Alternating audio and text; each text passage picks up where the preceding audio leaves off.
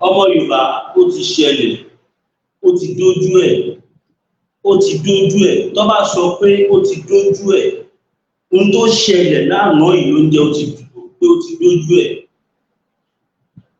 Àwọn àgbààgbà Fúlàní wọ́n ti jẹ́ ká mọ̀ wípé àwọn làwọn wà lẹ́yìn gbogbo ìgbòdìyàn táwọn ọmọ wọn ṣe. Torí pé gbogbo aláyé àtẹ̀jáde kan tó jáde lánàá ṣe rí. Ẹ jẹ́ kí n kà jáde fẹ́yìn tẹ́ bàá rí. Bandits demand 40 trillion as ransom for 16 abducted Kaduna residents. The bandits have contacted them. They are demanding 40 trillion, 11 Helios van and 150 motorcycles for the release of 16 people they are holding captive. Ṣé gbọ́? Àwọn Fúlàní yẹn wọ́n contact àwọn kan, I don't know who they are. Wọ́n ní àwọn máa gba 40 trillion naira fún àwọn táwọn kó ní Kaduna. Àwọn dẹ̀ máa gba 11 Helios. 11 Helios, yes, and 150 motorcycles. Ìyẹn túmọ̀ sí pé nígbà ayé Buhari, gbogbo bó ṣe lọ ń kó àwọn ọmọ ní skul, kó wọn káàkiri, kó àwọn tó wọ train tó ṣe gbá tó ṣàwò, á jẹ́ pé ìyálà ìyá owó ni wọ́n ń fún wọn kó tó fi àwọn ènìyàn lẹ̀ tó máa ná lọ rescue wọn. Imagine ní ìlú tó lọ́ba tó níjòyè, àwọn Fúlàní dìde, wọ́n náà fẹ́ gba 40 trillion. Ẹ sọ fún mi, ṣé kò ti ṣó pé àwọn àgbààgbà wọn mọ̀ nípa ẹ̀? Ṣé táwọn àgbààgbà wọn ò bá mọ̀ nípa ẹ̀, wọ́n á béèrè owó tó tó yẹ? Ṣé fẹ́ sọ fún mi pé ní ibùkọ́ Evans gan ò béèrè bílíọ̀nù? Evans tí wọ́n lóhun ló jíyàn kò béèrè bílíọ̀nù. Now look at what is happening now.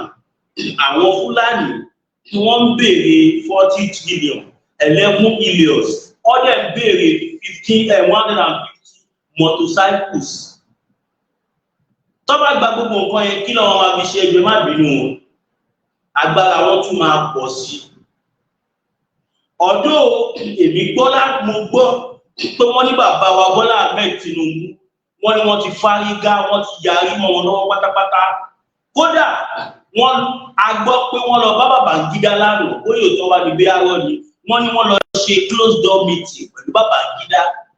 Gbogbo alamẹni tó jẹ́ gbàdàpọ̀ sí Babagida, former head of state, a gbọ́ kí bàbá Bọ́lá Ahmed Tinubu lọ bá àwọn tọ́jọ́ sọ, but a mọ̀ pé lórí ọ̀rọ̀ security ilẹ̀ Yorùbá ni. Now ẹ wá wo bí tèmi lọ o.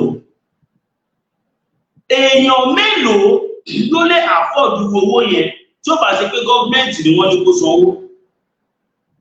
How many pẹ̀lú bí ìlú ṣe le lásìkò tá a wà tí ó sanwó tí ò sí kankan? Èèyàn mélòó lẹ rò pé ó lè afford billion, million, trillion táwọn wèrè yìí béèrè yìí? Ṣé rí pé àwọn people yìí, they knew what they are doing. Wọ́n mọ tí wọ́n ṣe. They knew what they are doing. They are not just doing it. They are doing it on instruction. They are actually doing it based on their instructions. Nǹkan táwọn ṣe bí àti ẹnìkan lánàá tí tó jáde tó pe àìníṣẹ́ Dáúdà or something like that, tó ní àwọn freedom fighter àwọn làwọn tó fẹ́ ní àwọn èèyàn ṣòfò káàkiri. It is high time Yorùbá land we open our eyes. Ẹ ò mọ iye nǹkan ìjà ogun tí 40 trillion lè rà fún wa nílẹ̀ Yorùbá. This trillion of it is, ẹ ò mọ iye nǹkan tó lè rà nílẹ̀ Yorùbá. Nǹkan dáàbòbò. Ṣó wá dìgbà tí àwọn arábí tó bá wọ̀ wá lára tán nílẹ̀ Yorùbá, a wá di pé àbẹ̀rẹ̀ sí ní máa sá korobá. Nigeria Zoo is not a country, it's an organization by British, blah blah blah. Well, òótọ́ lẹ sọ mo gbà. Now wọ́n ní kó lọ mú 40 trillion naira 11 Helios tó ń tẹyọ kan níbi àbí Helios tó gbẹ at least kèèyàn sì níbi àbí 40 million 30 million 11 pieces. Ọ̀kadà nísìnyí kókó tí wọ́n bí àbí 900,000 wọ́n náà máa gba 150 pieces. Àwọn ẹ̀sẹ̀ wá gba 40 trillion naira. Ẹ sọ fún mi, ṣé kò ti lọ́wọ́ àwọn àgbààgbà wọn, ṣé kò ti lọ́wọ́ àwọn àgbààgbà wọn nínú? Báwo ni èyí individual ṣe máa náà fẹ́ gba 40 trillion? Ṣé rí pé àwọn ará bíi ti fẹ̀, wọ́n ti rí pé múgù ni wá. Wọ́n ti rí pé múgù ni wá. Àwa dẹ̀ mọ̀ wọ́n fẹ́ fi kíní ìdí ba ìjọba Tinubu jẹ́ ni. Gbogbo nǹkan ilé làwa ti rí. Ta sọ fún bàbá náà, bàbá mi Sunday Adébánjọ ní 35 million for 1 Helios. Ó tán 35 million for 1 Helios. Wọ́n dẹ̀ fẹ́ gba 11. Wọ́n fẹ́ gba ọ̀kadà. Ó tiẹ̀ ní specific irú ọ̀kadà tí wọ́n ní kó rà about 1.5 million lọ́tọ̀ ọ̀kadà ẹlẹ́yọ kan. Káwọn ọ̀kadà tó máa ń wà ní desert tó wọ́n 1.5 million. Wọ́n náà máa gba 150 pieces. À ń gbọ́ lábẹ́lẹ̀ pé bàbá wa Bọ́lá Ahmed Tinubu náà tún gbé àwọn ìgbésẹ̀ kan tó lágbára, but we don't know how true it is. Gbogbo nǹkan yìí láwa ń sọ fún bàbá láti lẹ̀, but bàbá wọ́n pé bóyá àwa ò nífẹ̀ẹ́ àwọn, àwa dẹ̀ nífẹ̀ẹ́ bàbá wa Bọ́lá Ahmed Tinubu ju gbogbo àwọn tó yí wọn ká ẹ̀ lọ. Àwọn tó yí wọn ká tó ń bá wọn polongo ní tí wọ́n máa jẹ lọ ń wá. They are only after what they will eat. Ẹ wo ṣégé mẹ́tàlá tí àwọn olórí burúkú yìí ṣe fún bàbá wa nísìn. Just because bàbá wa ò tẹ̀lé nǹkan tá a sọ, a dìídì pé bàbá ó pé wa kẹ́ wá jẹ president lórílẹ̀-èdè ilẹ̀ Yorùbá ju kẹ́ sọ pé ẹ fẹ́ jẹ president lórílẹ̀, because a mọ̀ pé ẹni ẹ̀yẹ ni ẹni yìí ní ẹni tó lọ́pọlọ ní ẹni tó lọ́gbọ́n ní ẹni tó lóye, àfẹn tó bá ń tọra ẹ̀ ló máa sọ pé Tinubu ò ní brain. Bàbá President Bola Ahmed Tinubu, His Excellency, bàbá lọ́pọlọ, wọ́n ní gbọ́n, wọ́n ní òye. Ṣùgbọ́n wọ́n rí ọgbọ́n yẹn lò lẹ́kọ̀ọ́ nítorí kó jẹ́lẹ̀ Yorùbá, ó dẹ̀ jẹ́ stéètì kan. Àwọn olórí burúkú tí wọ́n wà nílẹ̀ Haúsá yìí, wọ́n ti sọra wọn dọlọ́run débi wípé nǹkan tó bá fẹ́ lẹ gbọ́dọ̀ ṣe. Tẹ́ẹ̀bà ti ṣe nǹkan tó fẹ́ báyìí, wọ́n á wá lo political power, wọ́n á lo inner caucus power, wọ́n á lo caucus, ọmọ wa lo kaba power. Àwọn kaba, àwọn ló ń balẹ̀ ayé Nàìjíríà jẹ́. Ìdí nìyẹn tí àwa ọmọ Yorùbá ta ṣe gbọ́dọ̀ fi Nàìjíríà lẹ̀ fún wọn. Gbogbo àwọn Babagida à ń kó nǹkan Sultan of Sokoto, ẹgbẹ́ ọ̀kìnní kan, kaba ní gbogbo wọn, wọ́n mọra wọn. I'm not here to defame anybody, but we just have to say the reality. We need to say the way it is. Gbogbo àwọn arábí yìí, wọ́n mọ̀ nǹkan tí wọ́n ń ṣe. Fulani àwọlé apáyàn. Ẹ tiẹ̀ sọ fún mi, báwo ni Fulani ṣe máa kó èèyàn tó close to 300 make president send to Nigerian Army and Navy Air Force to finish those power terrorists now? Àmọ́ ṣe mọ̀ pé tó bá tún sọ pé kí àwọn Air Force tún lọ bá wọn nísìn, àwọn ara wọn náà lọ tún máa rán lọ. Because kò ṣe President Bola Ahmed Tinubu ló máa sọ pé ìwọ Dáúdà, ìwọ Gani, ìwà rí kò ṣe Kọ́lá, ìwọ kìnnìkan nìṣó níbẹ̀ rárá. President máa pàṣẹ Chief of Defence pẹ̀lú Chief of Staff, gbogbo wọn ni wọ́n jọ máa sọ àwọn tó máa lọ bẹ̀. So nígbà tó bá wá wọn, ṣé wọ́n lè mọ̀ Fúlàní pé kó lọ pa Fúlàní tó ń ba ìlú jẹ́? Tí gbogbo wa ní Nàìjíríà tí gbogbo wa dẹ̀ jọ mọ̀, báwọn tí o bá dẹ̀ jọ mọ̀ báwọn Fúlàní wọ́n jọ wà báyìí, náà ní ṣe nǹkan tí wọ́n lè kọ́ sí. Kò ṣe pé Tinubu ò ṣiṣẹ́. Ẹni tí ó bá mọ̀ nǹkan tó ń lọ nìkan ló máa sọ pé Tinubu ò gbìyànjú, but ìgbìyànjú wọn kò lè yọ nítorí pé àwọn Fúlàní wọn ò ṣe ohun tó fẹ́. In the first place, nígbà tí bàbá ọkọ̀ wọlé tí wọ́n yọ owó yìí, tí wọ́n yọ owó Fúlàní tó fi àwọn Yorùbá síbẹ̀, inú wọn ò ní dùn. Àwọn náà nígbà tí wọ́n báwọn náà dẹ̀ ṣe ń ṣe nìyẹn láti bẹ̀rẹ̀ pẹ̀pẹ̀ àwọn Fúlàní tó bá fẹ́ ṣe ìjọba èèyàn wọn ló máa ń kó sí gbogbo sectors ló máa ń head gbogbo sectors. Bàbá tiwa náà wá ṣe irú ẹ̀ nísìn ọwọ́ kú ìjọba bàbá wọn fẹ́ dojú ẹ̀ lórí. Làwa ṣe ń pe àkíyèsí bàbá wa Bọ́lá Ahmed Tinubu wípé bàbá amọ̀pá ń gbìyànjú ṣùgbọ́n àwọn wèrè yìí wọ́n ní jẹ́ kí gbìyànjú yín yọ. Ẹ wá lo ọgbọ́n àtìmọ̀tẹ́ nìyẹn, ẹ wá lò nílẹ̀ Yorùbá, ẹ wá lò níbi tí a ti máa mọ yìí, ẹ wá lò níbi tí iṣẹ́ yìí ti máa yọ bó ṣe yọ lẹ́kọ̀ọ́. Ó pé wa ká gba Yorùbá nation lẹ́nìí kí bàbá jẹ president wa, òfin máa wà, everything máa wà. Tí wọ́n bá dẹ̀ ṣe nǹkan tí a fẹ́, we pass vote of no confidence. Ayọ̀ wọn. Bàbá náà dẹ̀ ní bẹ́ẹ̀ ṣe nǹkan tí ò dáa. Yorùbá nation no going back is the only solution for we Yorùbá 100%. Of course, bàbá wa Bọ́lá Ahmed Tinubu náà wọ́n mọ àwọn tó ń kógun jà wọ́n. Kò ṣe pé bàbá ò mọ̀ nǹkan tó ń lọ, mo fi Ọlọ́run búra fún yín. President Bọ́lá Ahmed Tinubu wọ́n mọ àwọn tó ń da ìlú yìí. But wọ́n ti di bàbá lọ́wọ́ mú. Báwo ló ṣe dì wọ́n lọ́wọ́ mú ni wípé wọ́n máa fẹ́ lo politics fún bàbá. Tí bàbá bá pàṣẹ sí pé ẹ lọ neutralize ìbìkíní kan láàrin èmi àti àjọmọ̀ tí bàbá ti fẹ̀sẹ̀ lẹ́kejì. Àwa dẹ̀ ń pe bàbá ó ṣì ń dà báyìí. Ẹ imagine kọ́ máa béèrè 40 trillion. Kò ṣẹlẹ̀ rí in history. Nínú ìtàn ilẹ̀ Yorùbá kò ṣẹlẹ̀ rí. Nínú ìtàn all of Nigeria kò ṣẹlẹ̀ rí. Kọ́kọ́ àwọn èèyàn. Báwo ni àwọn bandits ṣe máa wọ ibì kan? Wọ́n á dẹ̀ kó èèyàn close to 300 at the same time. Wọ́n dẹ̀ ń gbé mọ́tò tẹ̀léra wọn. Táwọn security ò dẹ̀ rí wọn dá dúró tí wọ́n rí wọn mú.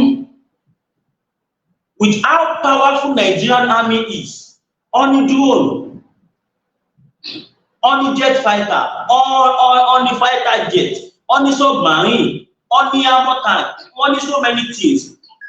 But gbogbo àwọn nǹkan yìí tó bá dá àsìkò election nìkan ló máa ń kó jáde. Àsìkò election wọn á kó jáde. Nísìnyí tó jẹ́ káwọn kìíní yẹn ṣe àwọn iṣẹ́ wọn, they are nowhere to be found. Irú àwọn tí wọ́n kó mọ̀dàrí tí wọ́n kó about 287 people tí wọ́n lọ kó wọn ní school tí wọ́n kó wọn lọ tó bá lo drone tó bá fi sá ó ní bó ṣe ń ṣe náà ó ní bó ṣe ń ṣe tó bá fly drone tí wọ́n fly tí wọ́n gbé fighter jet wọ́n máa fish àwọn people yẹn out but àwọn kan ló ń dì wọ́n lọ́wọ́ mú ni wọ́n jẹ́ kó lè ṣe nǹkan tí wọ́n fẹ́ ṣe. Just like strategy tí wọ́n kọ́kọ́ fẹ́ lò nígbà tí bàbá ọkọ̀ wọlé tí wọ́n yọ subsidy débi bẹ̀rẹ̀ tí gbogbo ẹ̀ dé. Tí wọ́n ní ebi ń pa wá kíní kan kéde kan kò kí ṣe Tinubu ló bà ayé Nàìjíríà jẹ́ Buhari ló bà ayé Nàìjíríà jẹ́ because Buhari ti empty Nàìjíríà ẹ̀yin náà ẹ gbọ́ iye tí wọ́n ń sọ pé Emefiele kó ẹ gbọ́ iye tí wọ́n ń sọ pé àwọn gbogbo kábínẹ̀tì Buhari kò sẹ́ni tó jí less than 20 billion wọn according to kọ́tà ń gbọ́. Kí ló fẹ́ kù? Emefiele ò jí bílíọ̀nù tírílíọ̀nù ló jí o. Let our president Bola Tinubu use that 40 trillion to buy ọjà ogun for our ministry pensioner. Our ministry pensioner. Okay, now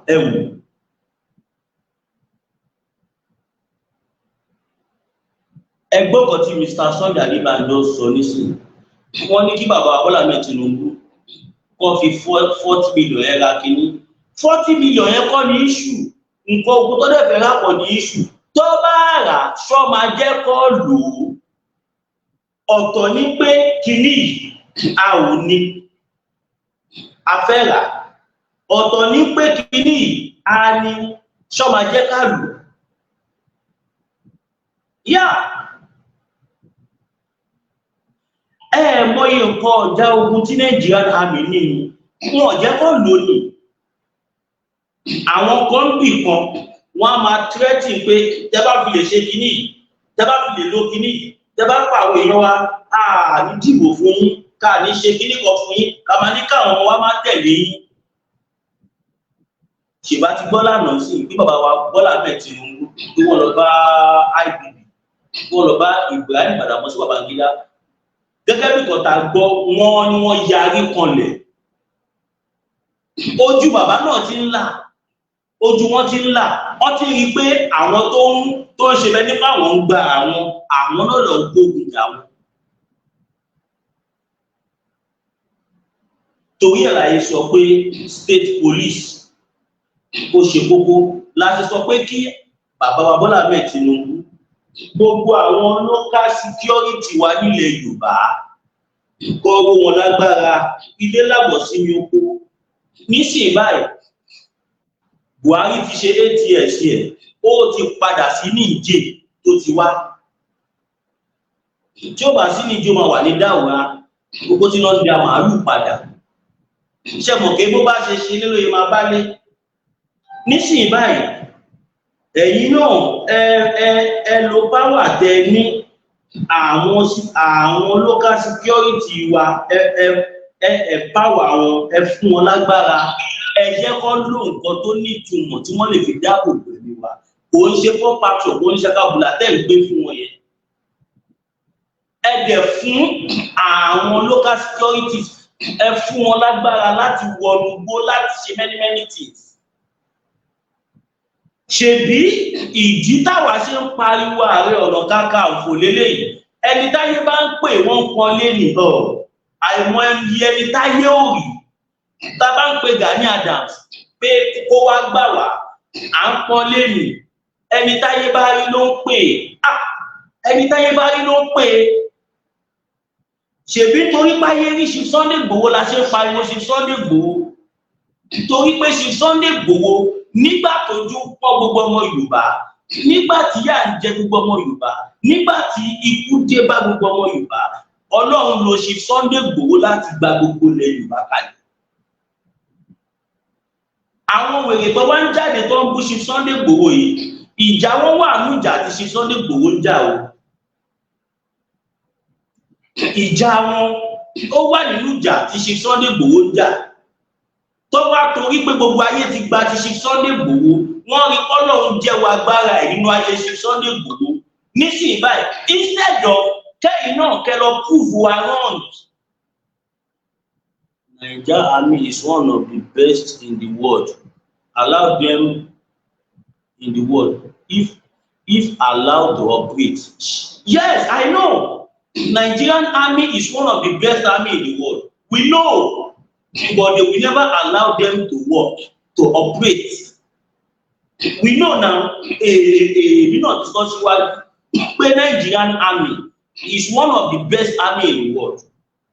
But the cabals that are the sponsor of our permission, àwọn tẹ́ẹ̀rí tó ń pààyàn káàkiri, wọ́n ní àwọn sponsor náà, wọ́n láwọn tó kó wọn wọlé tí gbogbo wa mọ̀ tá gbọ́dọ̀ máa fẹnu dárúkọ.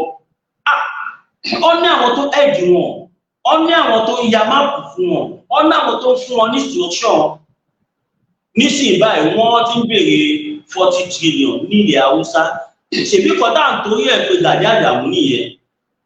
Nǹkan tá à ń torí ẹ̀ pé nìyẹn. Kò sí nǹkan míì. A ò sọ pé kí Gani Adams wá fún wa lówó oúnjẹ. A ní kó wá kọ́lé fún wa.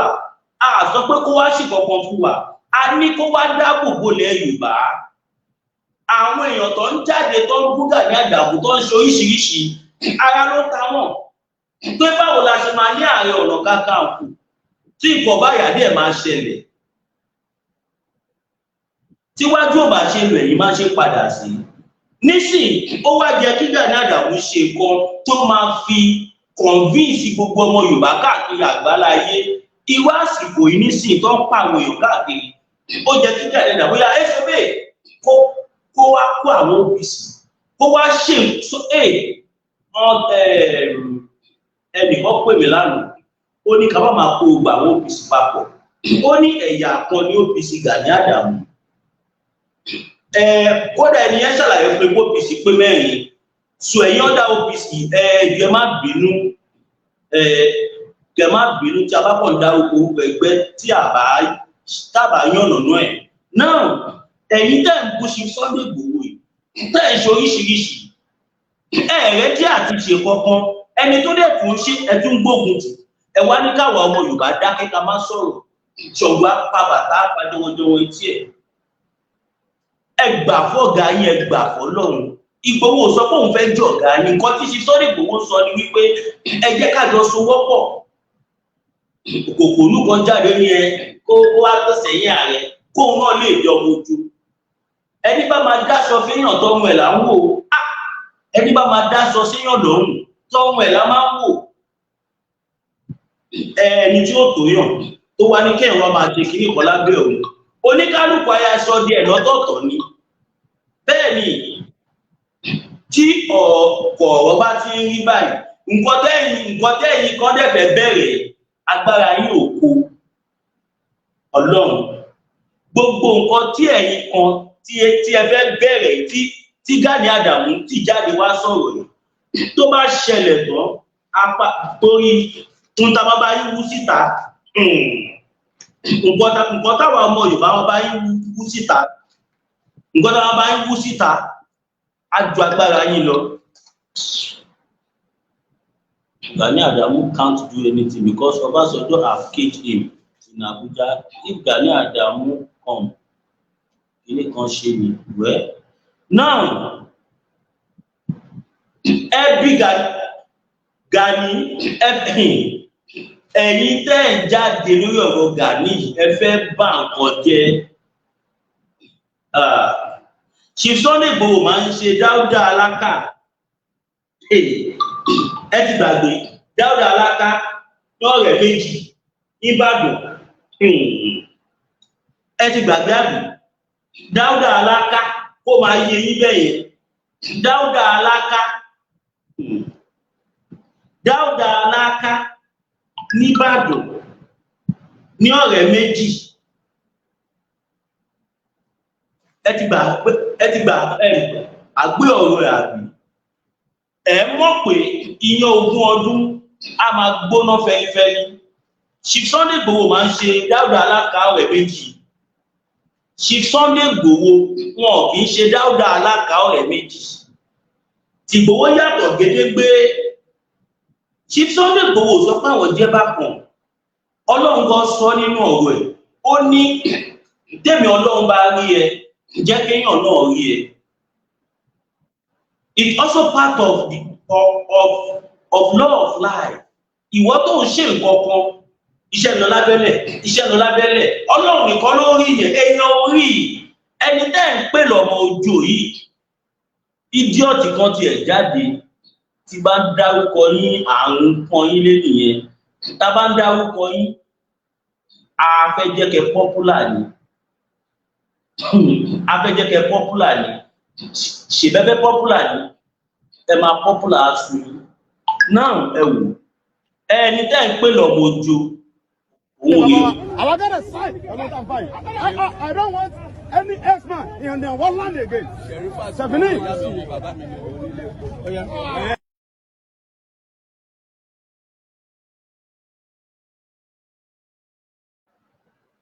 Ṣé rí bẹ́ẹ̀ wèrè kan jáde ó ní ọ̀lẹ́ ní Igboho kíní kan ní Igboho mo kàn rẹ́rìn tó ń ra àràbù oríṣiríṣi fún Igboho òpònú ni tó bá jẹ́ kó gbọ́n ni ọ̀gá yín Gani Adams ló jẹ́ kẹ́ bá sọ̀rọ̀ pé ohun táwọn ọmọ Yorùbá ní ká ṣe aláyé ẹ̀ka tí ẹ̀ gbìyànjú ká ṣe díẹ̀ ẹ jẹ́ àti ẹ̀ halẹ̀ lásán káwọn ọmọ Yorùbá rí pé a wà ń bẹ́ẹ̀ kó kóòtù òfin fáwà ṣe Sunday Igboho ní lọ́yà kò ní ṣe Sunday Igboho ní dókítọ̀ òpònú lẹ́ ní ọ̀pọ̀lọpọ̀ yára bí torí tẹ́bà tí ń ṣe òpònú ní máa sọ ọ̀rọ̀ tá à ń sọ yìí tọ́lọ́ ní máa sọ ọ̀rọ̀ tẹ́ ẹ̀ sọ yìí tọ́lọ́run bá gbéyàn dìde èèyàn máa ń gba kámú ni ọlọ́run ló gbé Ìgbòho dìde ibi tẹ́ ti kọ́kọ́ bẹ̀rẹ̀ jà ẹ̀yin Chief Sunday Igboho ó sọ fún àwọn ọmọ ẹ̀ pé kó máa sọ pé tápà ní Gani Adams ẹ̀yin yẹn ṣe sùúrù ẹ̀ máa gbọ́ o mo fẹ́ play fídíò kan fídíò yẹn ti pẹ́ díẹ̀ tí kan nínú àwọn tó jẹ́ kòríkòsùn Gani Adams tó jẹ́ pé ìwà tí wọ́n ní Gani Adams wù sáwọn ló jẹ́ káwọn kúrò lẹ́yìn Gani Adams ẹni yẹn lèmi kọ́kọ́ rí fídíò ẹ̀ tó pe Gani Adams ní tápà mo lè máa play fídíò yẹn sí Chief Sunday Igboho máa ń ṣe Dáúdà Alákà ẹgbà mi ó dá kẹ máa bá nǹkan bọ̀ ó tún táwọn nǹkan owó dé ààrẹ sí change díẹ̀ àwa dé pé ó tún táwọn nǹkan owó dé ààrẹ sí change díẹ̀ àwa dé pé àwa ní kó ní ká kó tiẹ̀ lọ́ máa bíìdì structure sí ìlú ẹ̀ àwa la fẹ́ lọ bíìdì structure sí ìlú Gani Adams which is Arigidi àkọ́kọ́ níjọ́ tá a lọ sílùú yẹn lọ Gani ò mọ̀nà lú yẹn kò mọ̀nà lú tọ́ bí síkẹ̀ mo fọ́nà búra fúkàbà mọ̀nà lú yẹn ìgbà tá a dé Àkúrẹ́ láti mi ò gbàgbọ́ sá òzòzò Àkúrẹ́ láti sọnù Àkúrẹ́ láti mísọ lost house lórí ọ̀nà Àkúrẹ́ geographically àti alómọ̀tá mọ̀nà mọ̀tá máa rìn tá máa onugbó rìnrìn tá máa padà àrìn Nàìjíríà wà tó pàṣẹ Àkúrẹ́ last àpadà mọ̀nà lú yẹn. ṣé wọ́n sọ lùnú ni àbí lùnú sọ wọ́n nù sá. Kékeré ló ti kúrò nílé torí tó lè fà tó kó lé ní pé bàbá ẹ̀ sífù sàfàtì bàbá ẹ̀ nígbà tí gẹ́gẹ́ bí ìtàn tí ọba àlùwọ̀n àná tí ó sọ fún wa ní Zakia bẹ́ẹ̀ nígbà tán arrest Gani ní 2005 tán arrest ẹ̀ ta lọ bá ọba yẹn pé kó help wa pé ta ló mọ̀ ta lè lọ bá tán lè fi Gani lẹ̀ nínú tọ̀tọ̀ bá sọ fún ẹgbà yẹn ni pé ó ní Gani ó ní kì í ṣe ọmọ ìlú àwọn a ní kí ló dé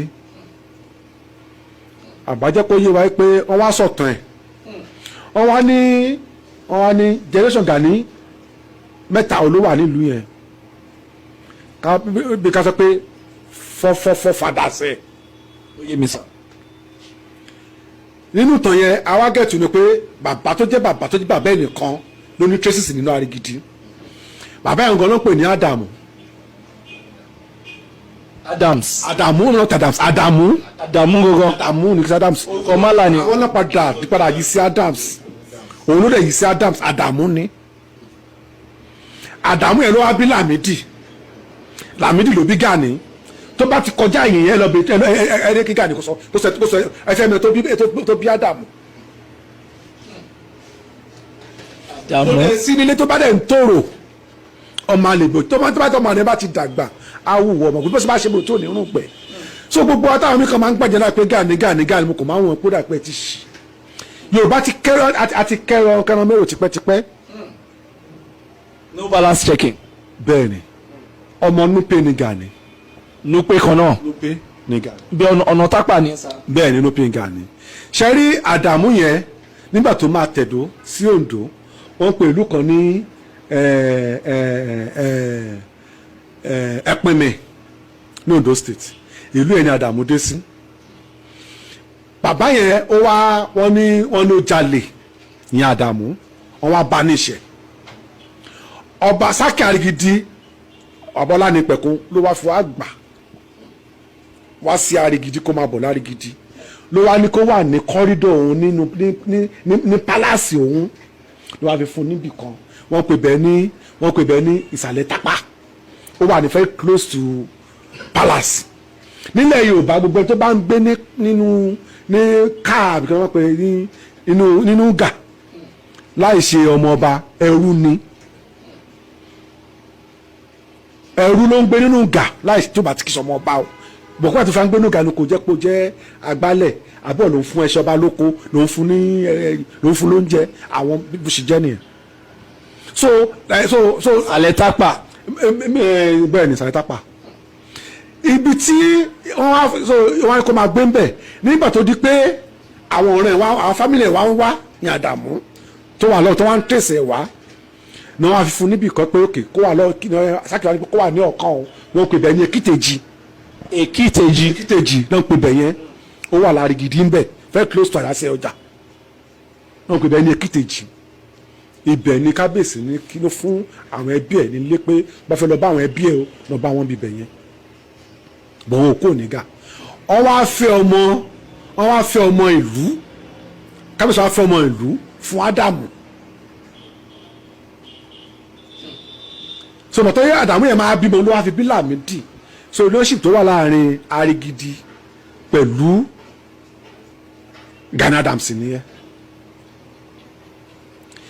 tí ò bá kí ń ṣe ọmọ àlè báwo ló ṣe máa wọ̀lú bàbá ẹ̀ táwọn aráàlú máa gbókùn tí báwọn ò fẹ́ kó padà ìyìn tó fà á tí Gani fi ń kí àwọn bọ́ìsẹ̀ kọ́ àtàkà àwọn bọ́ìsẹ̀ ní yíyá ẹ̀ lọ́wọ́ tó fi pa àwọn Arigidi nìyẹn. wọ́n pa àwọn èèyàn síbẹ̀. wọ́n bẹ́ẹ̀ náà fi pa àwọn Arigidi gbà ẹ̀ nìyẹn. jàǹdùkú nìyẹn sa. mo dẹ̀ gbọ́ pọ̀ ọmọ tí wọ́n tẹ̀ ní tó wà náà àwọn tó pa àwọn gbà ẹ̀ tán mú mo gbọ́ pọ̀ náà ti pa mọ́nú prison bọ̀ tó bá yá náà wọ́n á bèèrè ọgà níbi tọ́mọ yẹn wà torí kò àṣegbé òsì àṣepamọ́ ló wà. ṣẹ́yìn náà ti rẹ́ni tó pe Gani Adams ní ọmọ tápà ẹni yìí ṣé ó fẹ́ rí Gani tì ní ìran Mali Senegal Burkina Faso ló jẹ́ Ádámù mu ẹ gbà mí Mr. Sunday Adébánjọ ẹ̀mí yẹn ẹ sọ fọ́lọ́run Mr. Sunday Adébánjọ ní ìran Mali Senegal Burkina Faso ló ń jẹ́ Ádámù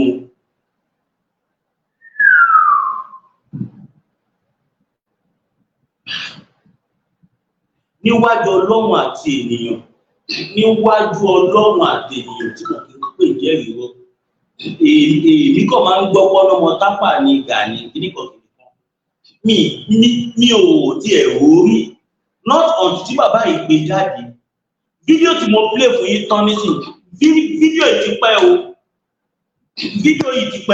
ó ti pẹ́ gidi gan but kọ́lọ̀ ń ṣàánú kí ni Mr. Akínítù sọ báyìí àárín wọn ni mi gbé àárín wọn lẹ gbé pẹ́ ní France Ọlọ́run gbọ́ àárín wọn ni mi ń gbé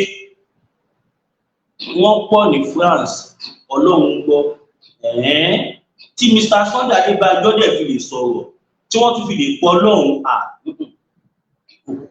ọmọ tí wọ́n sọ ọ̀nà àárín wọn bọ̀ làwọn gbé ní France ẹ wá rán àwọn èèyàn jáde débi pé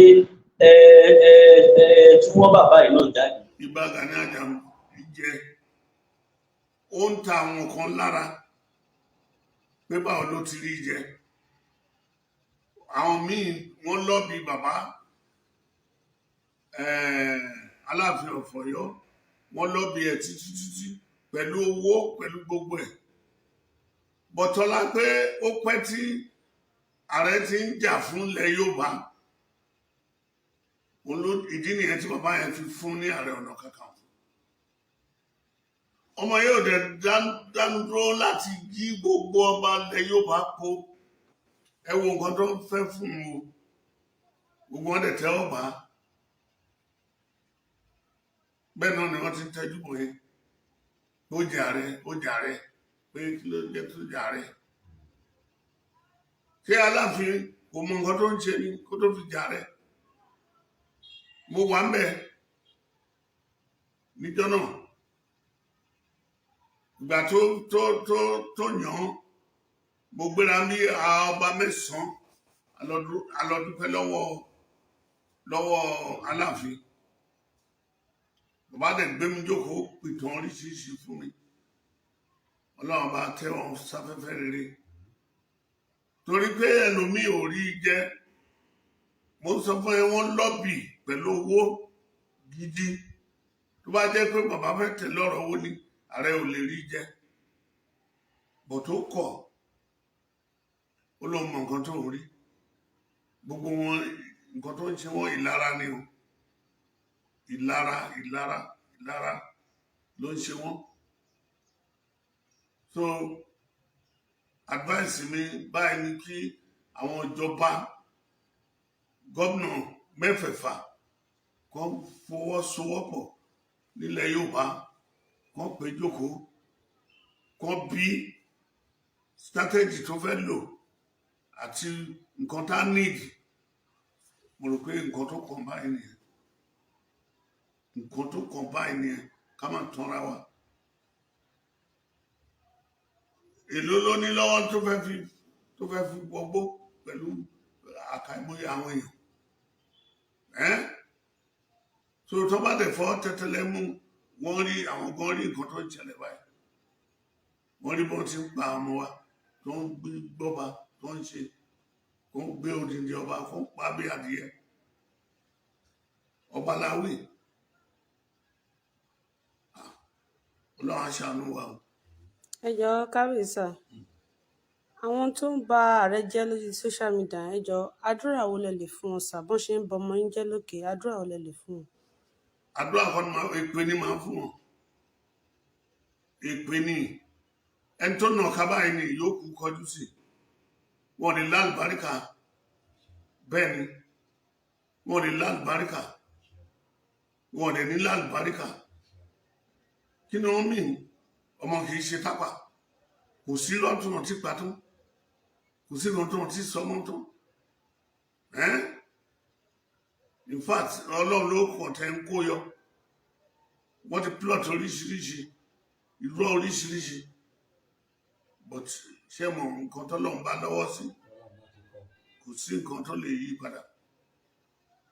Ọlọ́run lè dùn àbá máa dúró tì í.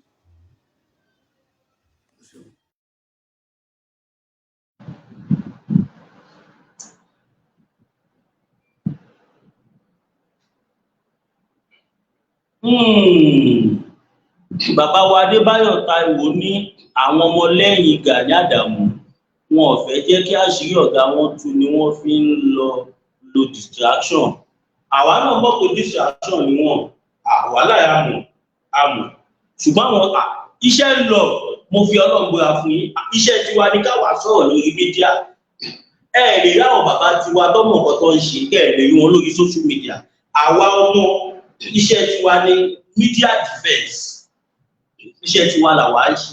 Ògbọ́dẹ̀ ti ní jagunjagun ni wá, àfi bá ṣe rí táwọn náà lọ sí péjì jọ ojoojúmọ́ lọ sọ̀rọ̀ Ìgbòho nísìn. Kódà èyí lára wọn fi Google àní promote yín, àní dárúkọ yín, ọ̀gá yín lá máa forí gbogbo ẹ̀. Ìgbòho blọọkì 20 million gàjà 20 billion. Ọmọ àkàwà mọ́pàá ló ń ta yín. Gbogbo ìjẹkújẹ tí ẹ ti ń jẹ lẹ́ǹtọ́lẹ̀ Yorùbá káàkiri káyé ẹ̀wọ̀n ìjọ kan nìkan máa ń dópin. Tẹ̀bádẹ́sì fẹ́ máa jẹjẹkújẹ yẹn lọ, ẹ ṣeun tí Yorùbá ń fẹ́, ẹ ṣeun táwọn ọmọ Yorùbá ń fẹ́ ló bá tán. Sẹ̀fínì ẹ̀yin tẹ́ lórúkọ tí ẹ̀ níran. My question is, who is fighting to be Kakafu? Why these stupid people fighting only? The only person fighting for Yoruba with his life. God bless you, Allen Kondi. Gani Adams ka comment yìí. Gani Adams máa gbọ́ máa kọ̀ létí ẹ̀. Wọ́n ní, my question is, who is fighting to be Kakafu? Why these stupid people fighting the only person fighting for the Yoruba with his life? Of God ni. Ṣé mo báwo ṣe ọmọ Yorùbá? So wọ́n lè wọn ẹni tí ó ní irú ẹni ò mọyì ẹni. Tó bá jẹ́ pé ẹ wò ó ní ìfẹ́ kú yín, àlàyé sì là ń ṣe. Bàbá tí ó jókòó yẹn náà, ẹ máa rí pọ́ fídíò tí mo play last, ẹ máa rí pé wù bàbá tó ń sọ̀rọ̀ yẹn tó wọ́n mọ̀ pé wọ́n lóun pa. Ó mọ̀ pé òun fẹ́ ra yìí fún gáàdì dandan ni àwọn kan tára wọn kan. So orúkọ Ìgbòho tí ń dorúkọ tẹ́ ń bẹ̀rù àti pè. Àìtó gbangba sùn lọ́yẹ́ nìkan táwọn bàbá yín ṣe yẹn. Táwọn bàbá yín bá tó gbangba sùn lọ́yẹ́ wọ́n máa dárúkọ Ìgbòho síta. Bẹ́ẹ̀ ni wọ́n máa dárúkọ Ìgbòho kì í ṣe Dáúdà Alákà yóò rẹ̀ mẹ́ta.